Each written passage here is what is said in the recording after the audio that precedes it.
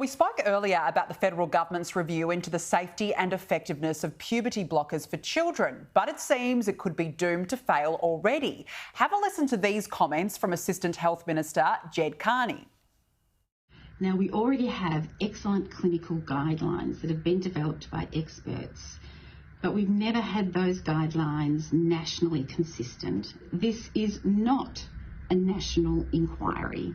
This is an updating of the clinical care guidelines that the community has asked for that is overdue. Joining us now is Women's Forum Australia CEO Rachel Wong. Rachel, always good to speak with you. Thank you so much for joining us on the show. Look, based on that, does it sound like this is going to be a thorough inquiry or review, as it's being called? Is it going to be independent? Look, given the comments I've heard both from the Health Minister and the Assistant Health Minister, I've got grave concerns about whether or not the review will be independent.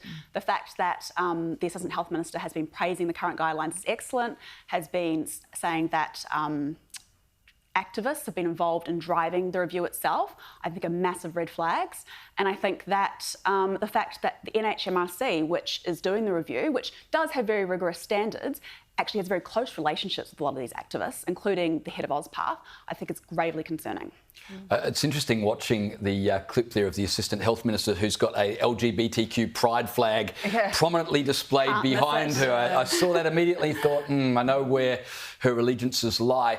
If you are so cynical about this, is it an inquiry, is it a review, whatever it is, what do you think the motivation of the federal government is in suddenly announcing that they're going to hold this? Look, I like to give people the benefit of the doubt to start with, and I would hope that there is some genuine concern for what's actually happening to these vulnerable children and young people. But I also can't help but notice that the Queensland Government introduced its own independent review of these practices last week, and not long after that, the current federal government announced a review which looks like it's not going to be independent, and they've also tried to stop the Queensland review. So I think that's very concerning. I do wonder whether or not their announcement was to stop that review and whether it's maybe been made to placate voters or to kind of kick this issue for touch before the election. Just to clarify, are you saying you think the federal government may have feared that the LNP in Queensland might have had a legitimate review into the treatment of kids with gender dysphoria, so the federal government decided we will trump that, squash it, do our own, which will obviously have results that they would like, rather than risk the LNP scuttling the whole process? Given the confirmation of the activists who are involved with driving this review and their sort of praise and celebration of the current guidelines, it's definitely something that's crossed my mind. That is really concerning. I've got to say, Rachel, it feels like the US is moving in strides on this. I mean, Donald Trump made an executive order, only I think it was on Friday, about this very point. But in Australia, I feel like there's a lot of hesitation, and no sides of politics have come out strongly. Not even the coalition has come out strongly. There are politicians in this country who can't even say what a woman is, for goodness sakes. Why are we so behind, do you think? Look, I think there are many reasons to that. I think, to start with, our institutions here are particularly captured. So whether that be government, media, healthcare, academia, very captured. And so if you're trying to stand up against the lies that human beings can change sex or that children can be born in the wrong body, you are going to get backlash from every single quarter. And I think that's very scary for politicians. I think also you look back to how poor Catherine Deves was treated when she ran in the election a couple of years ago. She was absolutely pilloried by the media, and I think the media in particular have a lot to answer for, both for their actions and for their omissions, so for actually demonising these people who are speaking out on these issues, but then also not holding to account the MPs and the clinicians and all those who are involved in pushing these practices.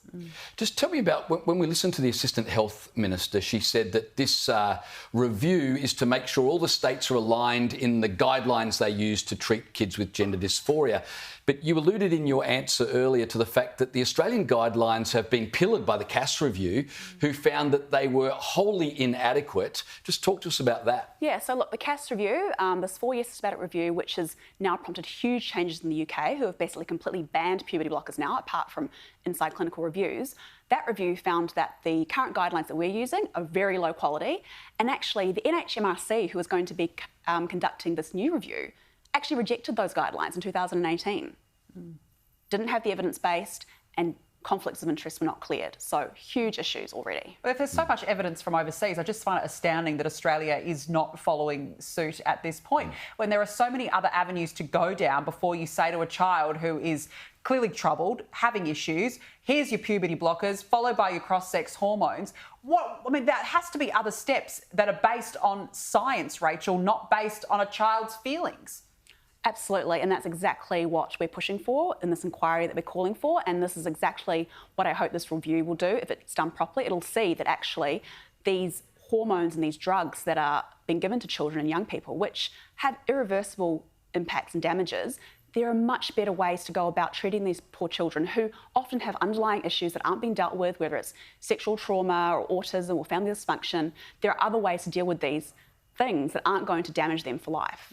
How do we have an inquiry or a review into the treatment of kids with gender dysphoria when in states like Victoria, you can face an offence if you dare to suggest that perhaps, you know, a child shouldn't seek to change their gender? How do you have an honest conversation when we've got state governments with laws like that? I think it makes it incredibly difficult. And I think that's, again, another argument for why this needs to be a federal inquiry that's called by the feds with the cooperation of the states and territories, that's, you know, given that coverage to those different jurisdictions so that we can actually have an open and honest conversation about this. And I think, you know, there's so much going on in Australia with this issue, but I think last week was really a game changer in terms of everything that's been happening. And I think there have been so many people screaming into the void for so long about this. And I think we're finally starting to have a national conversation. So I think that's really, really good. Yeah, and I think Donald Trump has helped as well, I've got to say, from a worldwide perspective.